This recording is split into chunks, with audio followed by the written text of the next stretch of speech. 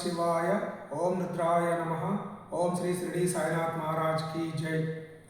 ప్రపంచవ్యాప్తంగా ఉన్నటువంటి సనాతన ధర్మ బంధువులందరికీ ఈ యొక్క గురు పౌర్ణమి సందర్భంగా నా హృదయపూర్వక నమస్కారాలు తెలియజేసుకుంటూ, పరమశివుడు పరాశక్తి యొక్క ఆదేశానుసారం లోక కళ్యాణం కోసం ఈ భూమిపైన అవతరించినటువంటి సిద్ధ గురువులందరికీ, సిద్ధ యోగీశ్వరులందరికీ, సిద్ధగురు శ్రీ రమానంద మహర్షి వారి యొక్క శిష్యులుగా వారి యొక్క పాదపద్మములకు నా యొక్క ప్రణామాలు తెలియజేసుకుంటూ, అదేవిధంగా ఈ యొక్క గురు పౌర్ణమి సందర్భంగా దీన్ని బుద్ధ పూర్ణిమ కూడా జరుపుకుంటారు కాబట్టి ఆ యొక్క బుద్ధ పూర్ణిమ సందర్భంగా కూడా ఈ అందరికీ నా యొక్క హృదయపూర్వక నమస్కారాలు తెలియజేసుకుంటూ, ప్రతి ఒక్క వ్యక్తికి జీవితంలో లివింగ్ సిద్ధగురు అవసరమని ఎన్నో సిద్ధగురువుల యొక్క జీవిత చరిత్రలు కనుక మనము చూసినట్లయితే మనకు తెలుస్తుంది. ఎందుకంటే లివింగ్ సిద్ధగురు ద్వారానే మనకు శాస్త్రాల్లో మార్మికంగా అంతర్గతంగా ఉన్నటువంటి మార్మిక విషయాలు కానీ, నిగూఢ విషయాలు కానీ మనకు అవగతం అవుతాయన్నమాట.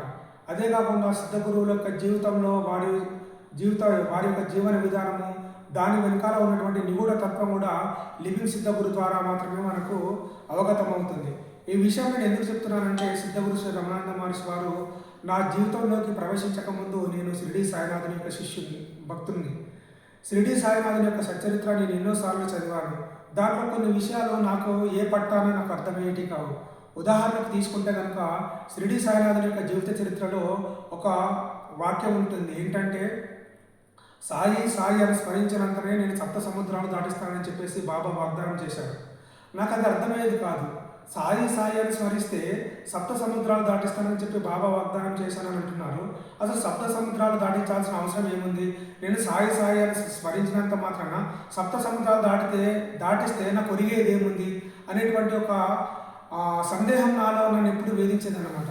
ఎప్పుడైతే సిద్ధగురు శ్రీ రమానంద మహర్షి వారి నా యొక్క జీవితంలోకి వచ్చిన తర్వాత నేను ఆయన గురువుగా స్వీకరించాను, బాబా గురించి సంబంధించినటువంటి బోధనలు, ఆయన మార్గదర్శకత్వము, దాని వెనకాల ఉన్నటువంటి నిగూఢ తత్వము విశదీకరిస్తున్నటువంటి సందర్భంలో ఇదే వాక్యానికి సంబంధించినటువంటి నిగూఢ తత్వాన్ని సిద్ధగురు శ్రీ రమానంద మహర్షి వారు తెలియజేయడం అనేది జరిగింది. అది ఏ విధంగా అంటే, సాయి సాయి అంటే నేను సప్త సముద్రాలు దాటిస్తానని బాబా వాగ్దానం చేశారు కదా. సాయి సాయి అంటే ఏంటిది? ఓన్లీ సాయి నామస్మరణ చేయడం ద్వారా మన శరీరంలో ఉన్నటువంటి ఏవైతే సప్త చక్రాలు ఉన్నాయో ఆ సప్త చక్రాలను సప్త సముద్రాలుగా బాబా వర్ణించి సాయి సాయి అని స్మరణ చేయడం ద్వారా మూలాధార చక్రంలో ఉన్నటువంటి కుండలి శక్తిని మేల్కొల్పి ఒక్కొక్క చక్రాన్ని దాటించేసి సహస్రార చక్రంలో లయింపజేసి సప్త సముద్రాలు దాటించి నిన్ను ఆత్మ సాక్షాత్కారం కలిగించి నిశ్చల నిర్వికల్ప సమాధిలో నిలుపుతానని చెప్పేసి బాబా వాగ్దానం చేశారనే విషయాన్ని సిద్ధగురు శ్రీ రమణానంద మహర్షి వారు దాన్ని విపులీకరించి దాని వెనకాల ఉన్నటువంటి నిగూఢ మర్మాన్ని, తత్వాన్ని నాకు ఆయన తెలియజేసేంత వరకు నేను ఆ యొక్క విషయాన్ని గ్రహించలేదు. ఈ విధంగా ఒక మనిషి యొక్క జీవితంలో లివింగ్ సిద్ధగురు ఎంత అవసరం అనేది నాకు ఈ యొక్క విషయం ద్వారా నాకు బాబా వారు నాకు బోధపడేలా చేశారు.